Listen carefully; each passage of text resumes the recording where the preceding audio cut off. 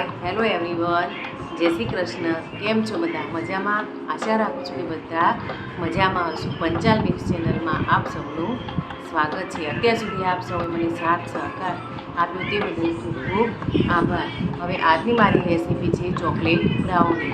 ચાલો chocolate brownie બનાવવા માટે કઈ કઈ વસ્તુઓની જરૂર પડે તે આપણે બ્રાઉની બનાવવા માટે જોઈશે 2 bowl અખરોટ, choco chips, cocoa powder, મેંદો, ખાંડ, દહીં, ચોકલેટ એસન્સ, બેકિંગ પાવડર, અડધો કપ દૂધ અને અમૂલ બટર. ચાલો હવે શરૂ કરીએ આપણે ચોકલેટ બ્રાઉની બનાવવાની રીત.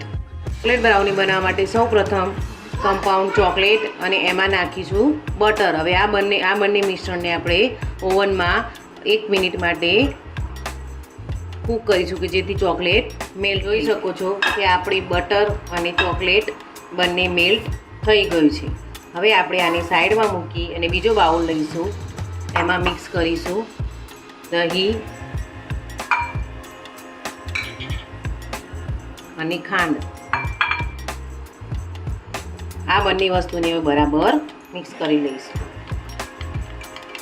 કે જેથી ખાંડ થોડી ઘણી આખી હોય તો પણ એ ઓગળી જાય.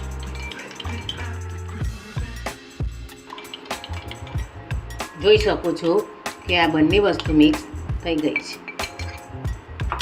આ પ્રોસેસ કરીએ ત્યાં સુધીમાં આપણે આપણું ઓવન પ્રીહીટ કરીશું. પ્રીહીટ કરવા માટે 180 ડિગ્રી ઉપર ઉપરની નીચેની બંને ઓન અને 5 મિનિટ માટે એને પ્રીહીટ કરીશું. ચાલો આપણે ઓવનને પ્રીહીટ કરીશું. હવે આ ચોકલેટમાં જે આપણે મિશ્રણ તૈયાર કર્યું હતું દહીંનું અને ખાંડનું એ એમાં એડ કરી દઈશું.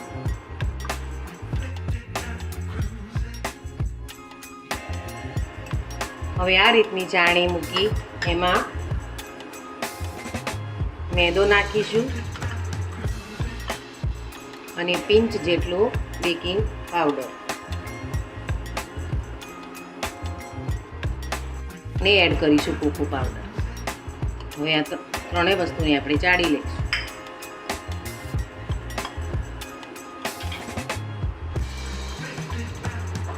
ચાળવાનું એ કે એમાં કોઈ પણ જાતનું લમ્સ રહી નહીં, એટલા માટે આપણે આ પ્રોસેસ કરવી પડે છે.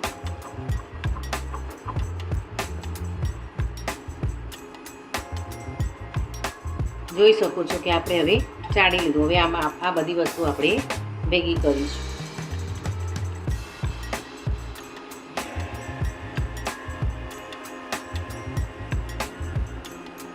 આ રીતે એક કટ આપતા જઈ અને એને ભેગું કરીશું.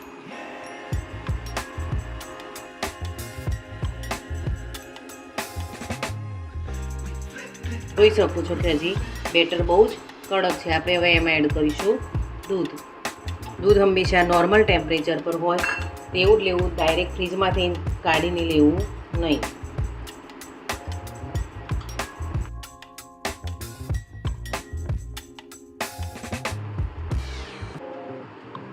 જોઈ શકો છો કે હવે આપણું બેટર સરસ તૈયાર થઈ ગયું છે. હવે આપણે એમાં એડ કરીશું ચોકલેટ એસેન્સ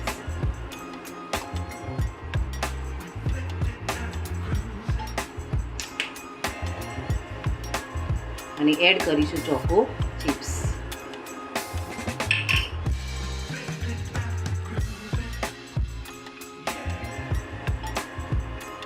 અને થોડા વોલનટ છે એ ઉમેરીશું અને થોડા ગાર્નિશિંગ માટે રહેવા દઈશું.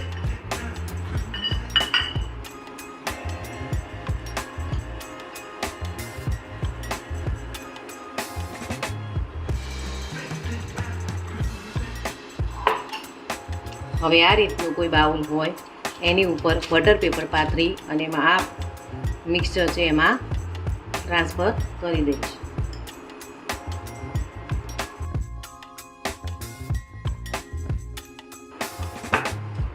આને આ રીતે ટેપ કરી લેવું કે જ્યાંથી કોઈ જગ્યા હોય કે કોઈ હવા ભરાયેલી હોય તો નીકળી જાય.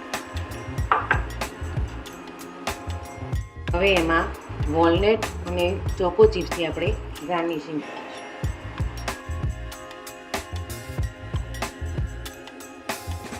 જેટલી ચોકલેટ વધુ હશે એટલી બ્રાઉની ટેસ્ટી બનશે. જોઈ શકો છો કે આપણું બ્રાઉનીનું બેટર તૈયાર થઈ ગયું છે. હવે આપણે એને ઓવનમાં બેક કરવા મૂકીશું.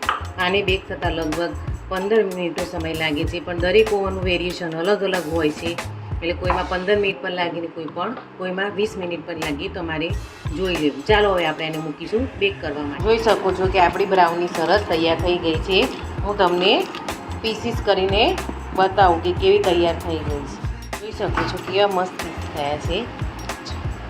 કેટલી સ્પોન્જી અને સરસ બ્રાઉની તૈયાર થઈ ગઈ છે.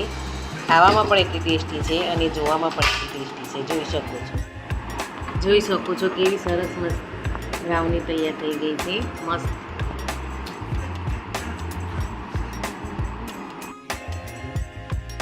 આજની મારી રેસીપી ચોકલેટ બ્રાઉની પસંદ આવી હોય તો પ્લીઝ લાઈક કરો, સબસ્ક્રાઈબ કરો અને શેર કરો.